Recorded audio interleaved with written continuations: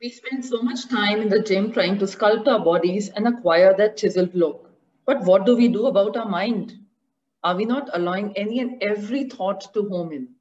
Should we not invest in training our mind to think in a certain manner? Relax it when it's needed, flex our mental muscles, nurture it, and in short, care for our mental health. Mental wellness is indeed the topic for the day. And we have an acclaimed personal transformation coach and columnist, as well as actor, Pooja Bedi, to discuss all issues related to the mind and holistic health. Pooja has recently launched a health and wellness brand by the name of Happy Soul. Pooja, we live in times of super achievement, super success, and super ambition. But these are also very uncertain, very hectic, and very distracted times. Do we need to then invest in almost like it, as it were, a mind gym, just as we go to a body gym? You know, as somebody associated with holistic health, how much of a priority do you think mind should be in one's life? Wellness has to be seen in a holistic manner because every single aspect of your life, right? So, whether it is your mental wellness, whether it's physical wellness, emotional wellness, spiritual wellness, financial wellness, social wellness, sexual wellness, all these forms of wellness are integral to our human journey. And if each one of them or any one of them is dysfunctional, you are in a state of dysfunction, and each affects the other directly. So, I think the focus during COVID obviously was mental health because at that point in time, people went through depression, people went through a sense of loss, there was panic, there was anxiety, there was a sense of hopelessness, there was despair, and many, many negative emotions came to the fore. And I always say life isn't based on what happens to you, it is based on your reaction to what happens to you. So for me as a person, my entire journey of life, the way I've led it and the way that I through my workshops empower other people is to give them coping skills. And I think that is something extremely important that we should be taught even at a school level. It's really unfortunate that we push kids so much to achieve and the pressure, but we don't teach them how to cope with that pressure. We teach them about the importance of getting somewhere. We don't teach them the importance of enjoying the journey along the way, about developing their personalities, not just their brain and their aptitude for knowledge, but it's so much more that actually constitutes us, our journey, our evolution as human beings, being part of a society, being part of a family, being part of having positive social interactions with your peers, with your colleagues, with your seniors, with your staff, with your family.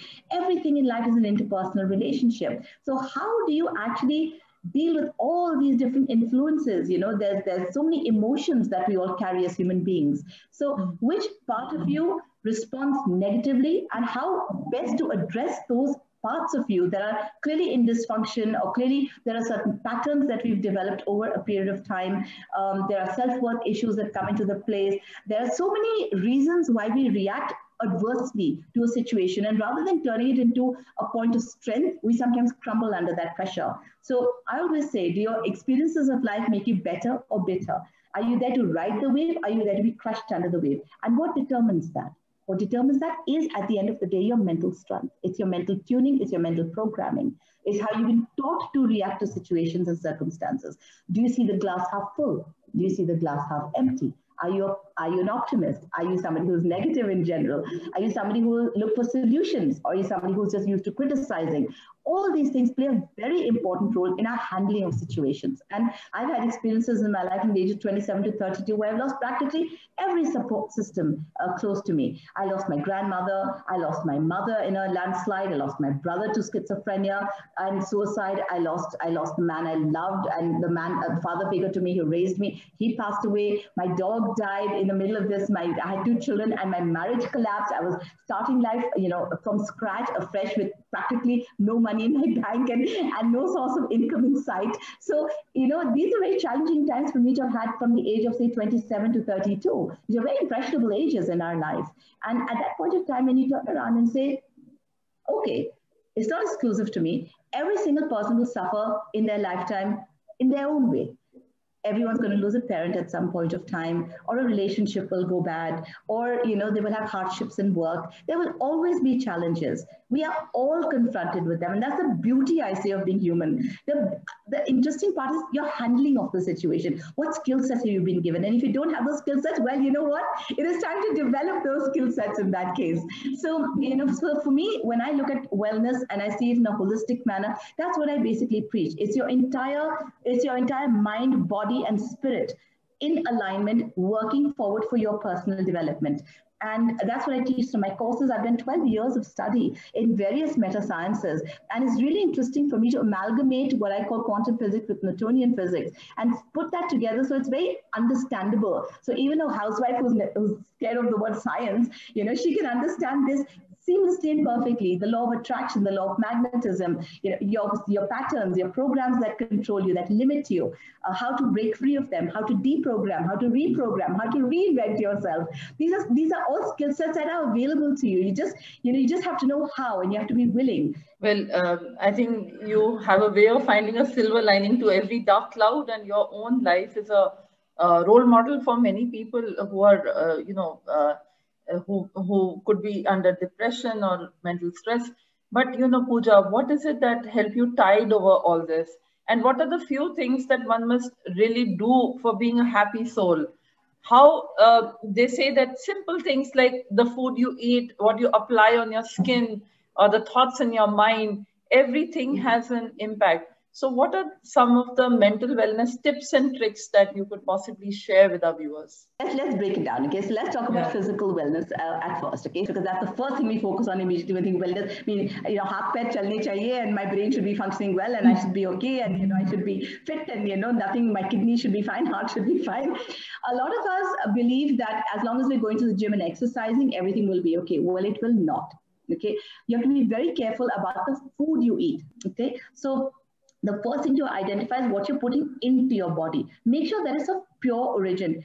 Stay away from preservatives, GMO, high salt, sodium. Just stay away from things that are damaging to your system. It's actually very easy to do. So make simple choices, like change white sugar and processed sugar for coconut sugar. I know it sounds like coconut sugar may have a coconut taste. It doesn't. It's come with coconut flour, and there are many, of stevia for that matter, if you would choose to take another alternative. There are so many options to redo your eating habits in a positive manner. So you can keep the same eating habits, just change what you eat. So instead of taking just chicken, which may be coming from a factory that is pumping them up with antibiotics, you opt for a company that has chickens that are not fed antibiotics. Simple little changes like that. Being conscious about your purchasing, that's very, very important. I'm not going to tell everyone be vegan and be vegetarian, because that's not everybody's life. Everybody doesn't want to be vegan and vegetarian. I get it. But at least whatever you're eating, make sure it's of a certain quality that's not damaging your system long term. Every day putting in certain amounts of chemicals, preservatives, GMOs, etc., is very, very damaging to your system. That's one. Number two, your physical body, your external body. Your skin is the largest or maybe second largest organ of your body. Okay, if you count your entire surface area. What you apply is crucial. It enters your lymphatic system, it seeps into your skin, different layers of your epidermis, goes into your scalp, your skull. You're putting in all these toxins all the time, thinking, this great thing, and my hair is so silky smooth. Yes, there's so many products out there that are natural, that are chemical-free, preservative-free, sulfate-free, paraben-free. Use those. Yeah, it's very, very important. So every time you go to reach for a shampoo, make sure that it comes from a place that it's stamped and it's clearly visible that it is completely sulfate-free, paraben-free, chemical-free. Do yourself that favor. There's so many amazing products. And no, the price bracket isn't high. A lot of people feel that these products are going to be very, very expensive. They are not. So there's that. Third is what you inhale through your system, right? We all know air pollution is a terrible issue, especially in North India right now. And you kind of realize how important it is as to what we breathe in and put into our lungs. So a lot of us sometimes pick up a candle thinking that we're doing aromatherapy, and we've got lavender candles and that they're going to be really relaxing and calming and soothing. And we pick it up not realizing that the base of the candle is paraffin. So if you have a paraffin candle and it's scented with lavender, okay, it's not going to do any good because what you're inhaling is paraffin. Or you should opt for candles, for example, that are made of soya wax or beeswax or vegetable wax. So what you're inhaling is pure. Okay, because at the end of the day, that is also entering your system. Okay. So that's your physical component. Then there is the whole mental component. What kind of thoughts do you carry with yourself all day? So yes, you are going to get stressed. You are human. You will go through negative moments. It's fine. How to constantly counter that? How to constantly make up for it? To turn around and say, when I wake up in the morning, I will start off with good and positive affirmations and thought for my day. I will wake up, and the first thing I will do when I wake up is say, set an intention for the day of how amazing my day is going to be. And at night before you go to sleep, when you go to sleep, just have gratitude. There is a wonderful quote. I cried because I had no shoes till I saw a man who had no feet. So thank yourself and your surrounding for everything that does surround you. Whether it is the fact you have a bed to sleep in, you have food on your table, you have parents that are alive, you have friends, you may have a pet, the fact you have a mobile phone, little things that we take so much for granted, little things that we should be so grateful for in our lives in every possible way. You have someone to love you, or you have someone who loves you. You have someone who means something to you. All these things are so important. How many people are there that feel these voids and have no meaning or no purpose? And it's so every little bit that enters your life that is somewhere something that would be a huge void in someone else's life. Just say thank you to the universe. It's so simple, but we don't do it. But when you go to sleep with a sense of gratitude, and also you have a sense of optimism, but my day was good and it will get better and things are going to be even better tomorrow, and you go to sleep with that headspace, and you're positive about the day that was and positive about the next day that will be, you are emitting that to 70% of your body, and then that emissions are going out. It's like frequencies, and we are electromagnetic beings, and we constantly have these biophotons that are emitting from our body, and we're emitting electricity, and that has magnetism, and what you're magnetizing into your reality is what you're sending out. So I always tell people, don't focus on your fears, focus on your dreams. That is so important. Which are your personal favorite mental wellness apps or offline programs that you subscribe to or recommend to the viewers for maintaining mental sanity? Of course, you are a trainer yourself and a coach who allows, who unravels, let's say, the secret of happiness and let's say help people help themselves, right? But is there anything which is particularly interesting and you like to go to this particular Ayurveda resort or this particular program of yoga or spirituality that you want to share? I have to say I really love Sadhguru, and I love the way he thinks and speaks, because I think he's just so logical, and he's just, he just gets it right. He's analytical, he's logical, he's wise. And I think whatever he says comes from a position of power. And he has his courses called Inner Engineering. Now, I've never done one of courses. I haven't done them yet. I'd really like to, but I do know it resonates a lot with me, because all the courses that I have done, which I felt the most powerful about, have been courses that, inner engineer you. I really suggest to people, if they have an opportunity, to go to a really good California Hypnosis Institute of India, or AKAA courses that teach them so much about that mind, the subconscious mind, teach they develop, why they develop the patterns, because everything is about your programming. As far as meditations go, I find energetic mixed with NLP sort of style, and of course hypnosis into the picture to put people into what they call alpha brainwave state or a theta brainwave state. Very powerful, because the moment you enter alpha or theta brainwave state, you have access to your subconscious. And the moment you're in that state of mind and you do any meditation that has a positive intention under that state of mind, guided one especially so, it is incredible what kind of results you will get. I mean, I've had people, do these meditations that we do. I mean, I do, say, for example, a core reorientation meditation, which is, it picks one fractured relationship in your life, any one really fractured relationship. And in those 15 minutes of guided meditation, it's got background scores, it takes you in, I take them into the alpha brainwave states. And people have come up to me in the breaks and said, is it magic? And I'm like, no, it's science. I've explained the science of it to you. I've done the breakdown theory of mind and your conscious mind, subconscious mind, and explain the patterns to you. Like, no, this person I haven't spoken to for 2 years, and the person meant a lot, and I just did this meditation thinking I'm going to make it right to that person. And it's been 15 minutes, Pooja, and the person's called me on my phone. Over the years, we've damaged ourselves so much with negative self-talk. We're constantly telling ourselves we're fat, we're stupid, we're idiotic, we make bad choices, we blame ourselves for it, we play the martyrs in our home, we feel we sacrifice so much, we've given ourselves so little in return compared to what we've given others. And there's a sense of great great anger sometimes towards the self, or great hurt and deep pain. And sometimes you need to release it. And the self-forgiveness meditation is so powerful because it allows people to just open up. And for 21 times, the 21 different affirmations. And really, you look, when you look at yourself in the mirror and you actually look eyeball to eyeball with yourself in that mirror, you suddenly see you. And when you see you and you apologize to yourself for all the choices that you've made or all the injustices you have caused yourself to suffer, and all the choices that you made that were, detrimental to you and your growth and your well-being in every possible way, it's hugely cathartic. And it's incredible when you see women, the most powerful women sitting in these audiences just breaking down and crying because there's so much pent up that they just release. And releasing is so important because so many of us keep things so bottled up inside. And, it's like you take a ball and you put it under water and you keep it there and hoping that it's gone. You don't want to deal with it anymore. And you let go and suddenly this ball comes, bouncing up above the water. The same with emotions and experiences that we tend to just keep down, don't want to deal with it, don't want to talk about it. Life moves on. That's not the way to do things. You must address issues. You must deal with what's gone wrong. You must correct what is going wrong. You must deprogram, diffuse things that, aren't relevant, and you don't want to be controlled by them anymore. And you allow yourself to move on.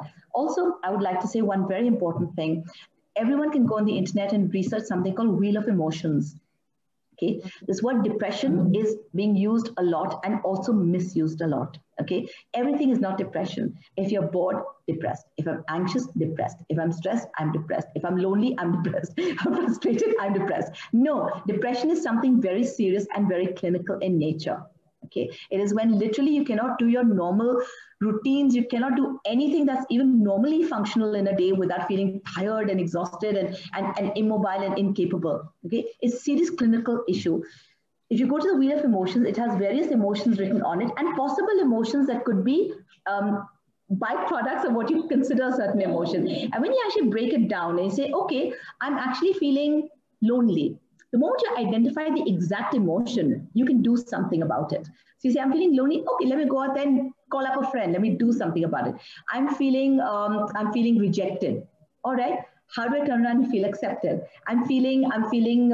I'm feeling sad. Okay, feeling sad. Let me do things to make me happy. There are so many other emotions. I'm feeling anxious. Okay, let me do something that calms me down. And another last thing on an ending note, I would like to tell people, we all have this attitude of stay away from negative people, surround yourself with only positive people. And I say, no, that's so cruel, because who are negative people? Negative people are people who are hurting, who are obviously going through a really bad time in their life. And the last thing they need at this point is to be rejected and to be shunned and to be cast aside. And why do you assume that their negativity is greater than your positivity? Why can't you turn around and say, I will go and infect everybody with my enthusiasm and my positivity, rather than thinking that their negativity will rub off onto you? What makes you less powerful in any possible way? You've accepted that you're less powerful than the negative person already, the premise of it. So always know your inner strength and how powerful you are as a person. And the more you believe in that, the more you believe in what you have to give, the more you can give it out there. The pressures of modern day life are real. We are often overwhelmed by the stress of personal and professional lives. This can affect our focus, patience, sleep pattern, and even our productivity in each and every sphere of life. What do we do to recharge ourselves, re-energize ourselves? There are certain guided meditation techniques, yoga, breathing exercises, or spirituality lessons. Go for them. More than anything else, what we need is a recognition, intent, and acceptance of mind being a very important subject in our lives. Let's live consciously and mindfully. And as Pooja says, start our days with a positive affirmation and end them with gratitude.